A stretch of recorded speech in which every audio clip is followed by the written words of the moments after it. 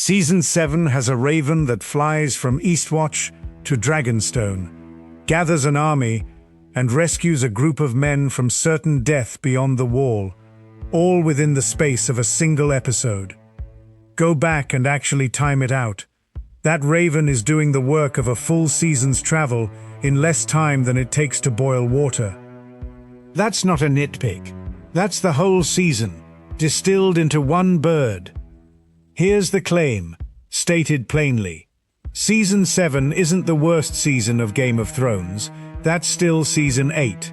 But Season 7 is the season where the show first abandoned the specific discipline that built it, and every problem Season 8 would later be blamed for actually starts here, one broken rule at a time. If you're new here, this is Mereth Tales. We go beyond what happened and into why it worked, or didn't. Subscribe now, because by the end of this video, you'll understand exactly which rules this show spent 6 seasons building, and which ones Season 7 quietly threw away first. Let's start with distance, because that's where the fracture begins. Early seasons treated travel as sacred. It took the better part of a season for Ned Stark to reach King's Landing. It took real time, real risk, real weather and terrain, for characters to move across this continent. And that time did actual narrative work. It let relationships develop on the road. It made the world feel enormous and dangerous. And it meant that when characters finally did arrive somewhere, the arrival meant something. Season 7 throws that away almost immediately. Characters cross distances that should take weeks, in what feels like the space between commercial breaks. Jon sails from White Harbor to Dragonstone, and it barely registers as a journey. Euron's fleet appears exactly where it needs to be, exactly when the plot needs it there, without any of the build-up that once made naval movement feel like a genuine strategic element of this world. Here's why that matters beyond simple realism. When travel stops taking time, consequence stops mattering. A world where anyone can be anywhere almost instantly is a world where strategy collapses into convenience.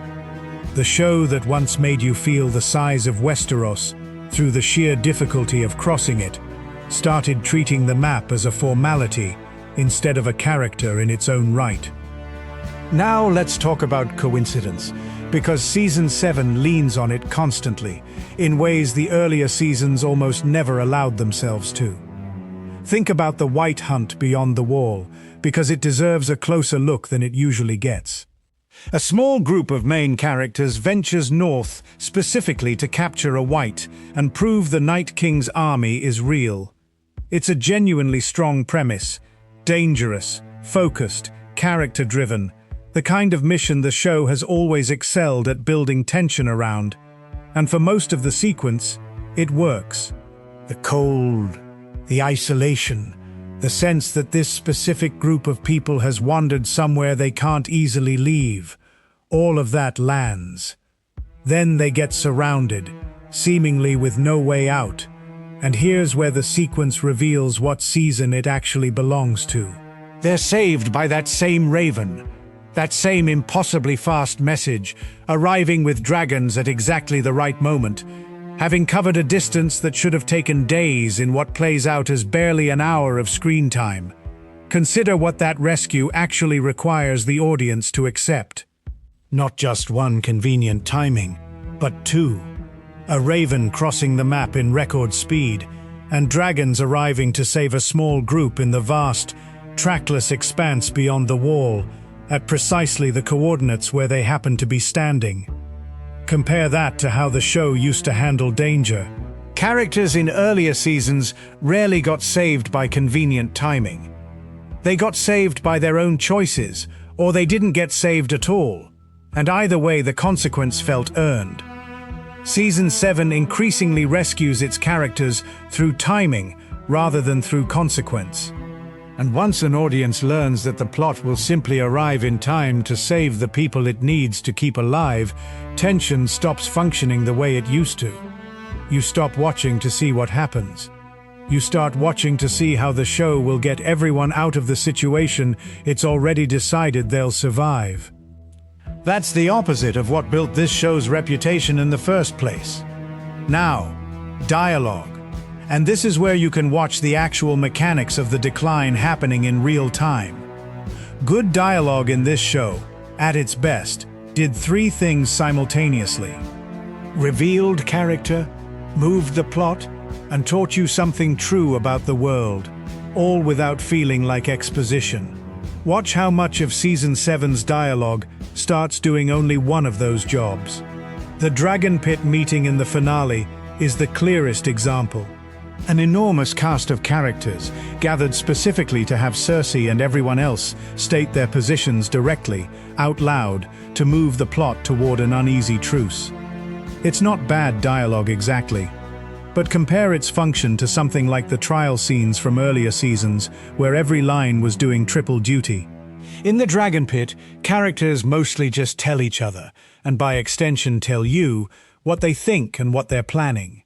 The show has stopped trusting scenes to reveal that information indirectly through subtext and behavior, the way it once consistently did. Watch Cersei specifically in that scene, because her arc across the episode reveals the same compression problem from a different angle. She agrees to send aid north. She appears, for a rare moment, to be choosing something larger than her own survival.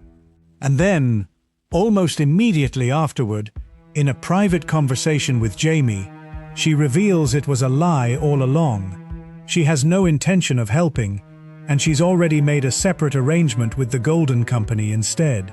In earlier seasons, a reversal like that would have been seeded across multiple episodes, small tells accumulating until the betrayal felt inevitable rather than abrupt. Here, it happens across 2 consecutive scenes, because the season simply doesn't have the runtime left to build it any slower. The turn itself is consistent with who Cersei is. The speed at which it happens is not consistent with how this show used to earn its turns. That's not a writing team that forgot how dialogue works. It's a season working under compressed time, the same disease that would fully consume Season 8 a year later, already showing its first serious symptoms here.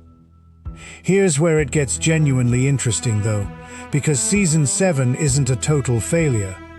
It's a season of real tension between what still works and what's already breaking. Look at Arya's confrontation with Littlefinger. On the surface it plays like a twist. Sansa apparently turning on her sister, Arya apparently facing execution, and then the reveal that it was Littlefinger on trial all along. That's a genuine callback to the show's old strength. Using misdirection built on character knowledge the audience has to piece together themselves. It works, mostly, because the show still remembers, in this specific scene, how to build tension through implication, rather than just telling you what's happening. But look at how it gets there. The show needed Arya and Sansa to seem estranged for an entire season to make that twist land. And it does that largely by making both characters behave slightly out of step with everything we'd learned about them in 6 prior seasons. The twist works in isolation. The path to it required bending character consistency to serve a plot mechanism. That's the season's core tension in miniature. Flashes of the old craft, built on foundations that are already starting to crack.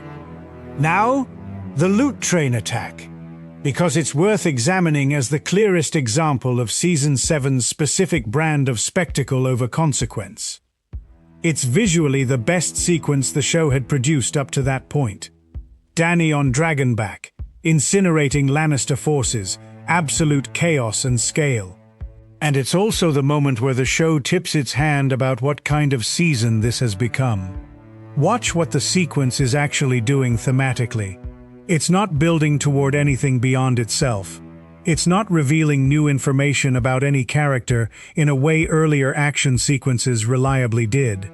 It's spectacle, gorgeously executed, existing mostly to be gorgeous. Compare that to something like the Battle of the Bastards, 1 season earlier, where every visual choice served Jon's specific psychological unraveling in the middle of the chaos. The loot train attack has moments like that. Bronn's improvised weapon, Jaime's suicidal charge at Dany, but increasingly the show relies on scale and visual awe to do work that character-driven tension used to do more cheaply and more effectively. That's the trade this season makes, over and over. Spectacle in place of patience. And it's a trade Season 8 would make far more completely, a year later, with far less forgiveness from the audience. Here's the honest verdict, and it's more specific than Season 7 was rushed. Season 7 isn't where Game of Thrones stopped being good. It's where Game of Thrones started trusting spectacle and coincidence to do the work that patient construction used to do, in small enough doses that most viewers didn't fully register the shift while it was happening. The raven that saves the White Hunters. The instant travel across an entire continent. The dialogue that states feelings instead of revealing them. Every one of these choices is a small crack. None of them alone breaks the show. Together, they're the exact blueprint Season 8 would follow at full scale, a season later when there was no longer enough remaining story to hide behind. Season 1 taught you that this show could be patient enough to earn anything. Season 7 is where you can first watch that patience start running out, one convenient raven at a time. If this changed how you think about Season 7, subscribe now, because we're building this entire series one season at a time, and the pattern only gets clearer from here.